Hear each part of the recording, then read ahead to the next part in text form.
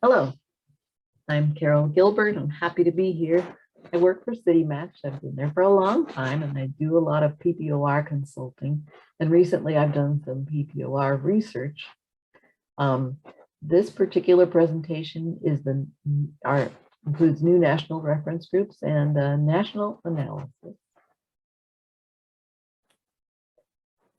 So first we'll show you how we created the national reference groups, which isn't as simple as it sounded. And we'll calculate 6 PPOR excess mortality outcomes for 100 large US counties, 100 largest. So data quality problems can affect reference group selection. PPOR estimates excess mortality with a reference group. We know that.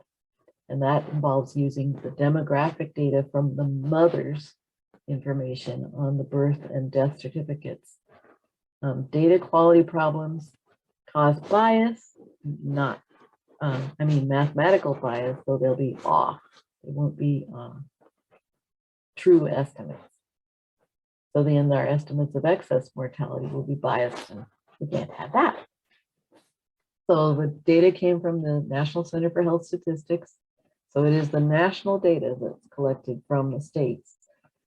And this was 2014 to 2016 data. So how do data quality problems cause bias? This is the problem of unknown values, which means that the case is there, but it doesn't have any value for the variable that we need. So if we don't know whether the case belongs in the reference group or not, we just automatically exclude it. We can't include it. We don't know if it should be in there. But if the case really did belong in there, then we're going to be underestimating that value for the reference group. But there is dependence. So a case with unknown maternal education, which there's a lot of those, it would only contribute to bias if it were supposed to be included according to the other factors. So a case is unclassifiable if we couldn't use any of the factors to exclude it or all of the factors to include it. Missing demographic information is, you can see that it's pretty large here.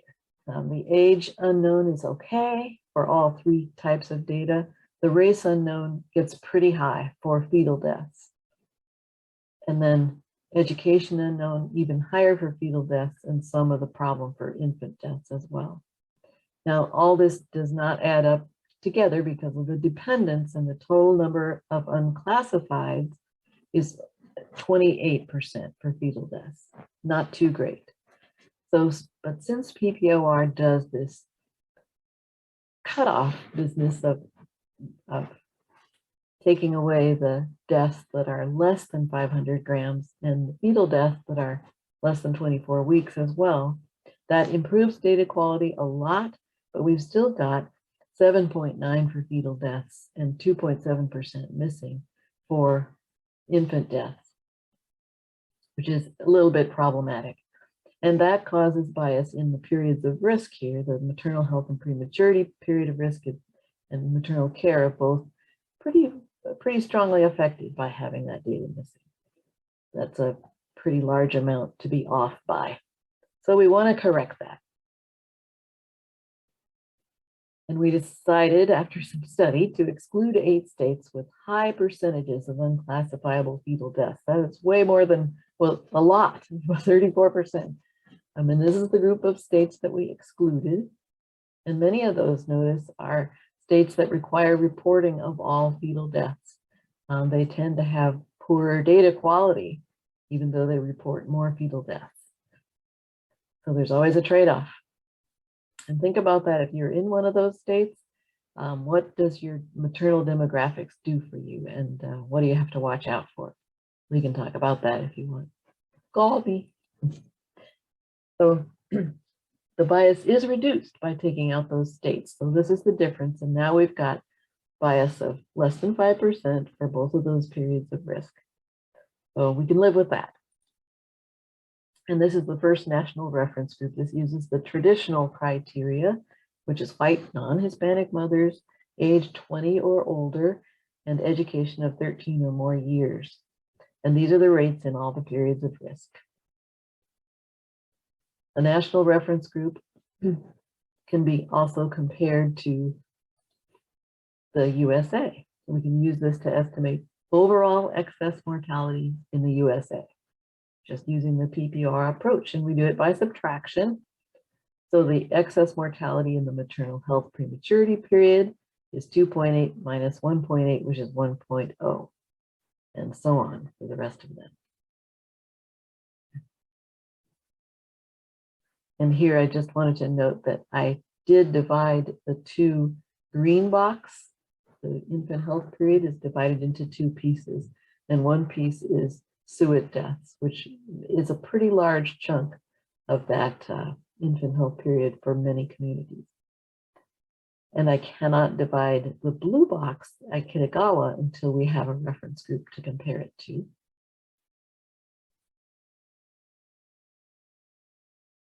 So just looking at the bachelor's degree, if we compared the white traditional reference group, which means they have 13 or more years of education, that's 1 year post high school, and comparing that to having a bachelor's degree, which is about 4 years post high school, we can just look at that just for curiosity's sake. What difference does that make?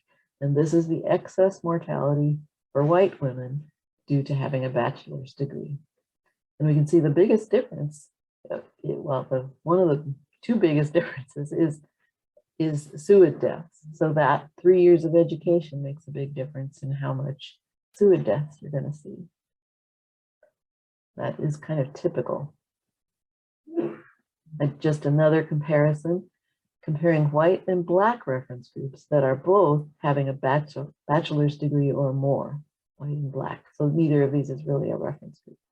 But so the difference due to race is this bottom line, and this is the difference. So the difference is mostly due to this maternal health and prematurity period of risk, which we know from further analysis is mostly due to too many babies being born too small. Very little of the difference is due to SUID, and a pretty big chunk, almost a quarter, is due to those larger stillbirths. So these are very much maternal health issues. So this is just to show the variation in PPOR pie charts. It's sort of a map of the United States, but the main point here is to show that they vary a lot. They really are not the same for different communities. And so they will steer communities in different directions. We did 100 counties like this. And so we have percentiles. And that way you can compare the percentiles to your community if you want. So if you have a 1.82 rate in your maternal health prematurity period, you know that there are only 10% of the counties that are lower than that. So you're doing pretty well. If you have a 1.09 in the SUID mortality rate, you know that only 10 counties are doing better than you, or 10% of counties are doing better than you. So you know you're in trouble here.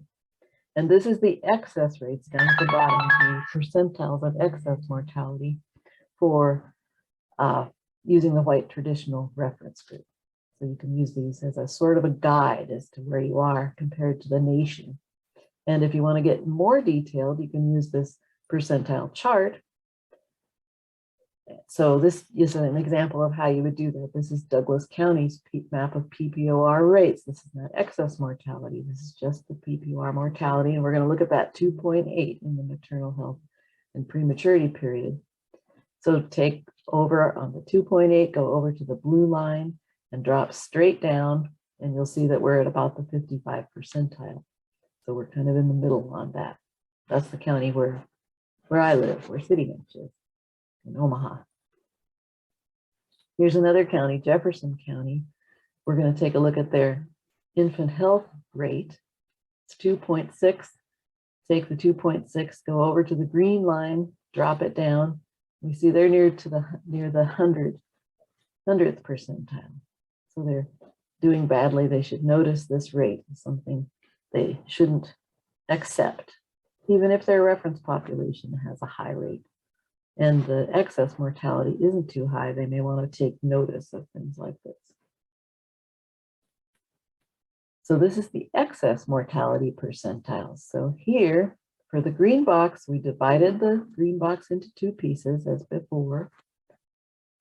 And we divided the blue box into two pieces to make these charts. By the way, your county will be at the same percentile that they were for the original things, but this is different because we divide the blue box using Kitagawa to get this one. You can use this percentile chart in the same way. We do have limitations here. We imputed missing birth weight from known gestational age in a lot of cases. We had to omit those 8 states, and some of those are gold states that report all fetal deaths, so they make the fetal death rates higher. And so taking them out biases our rates downward from the real national rate. Just a little bit, though, it's not very much. We adjust for health factors at the state level, but we didn't adjust for individual level health factors, and there's probably many factors that I couldn't measure or didn't have. The federal data set may not be a final data set that states produce either. That I know some stories of states telling me that they hand over their data to the federal government before they have done the cleanups. So the data that you get from the state may be better than this. So I thank you very much for coming. I really do appreciate comments and questions, and I don't mind at all talking over your PPOR challenges and see if we can figure out a way to get them fixed. Thank you again.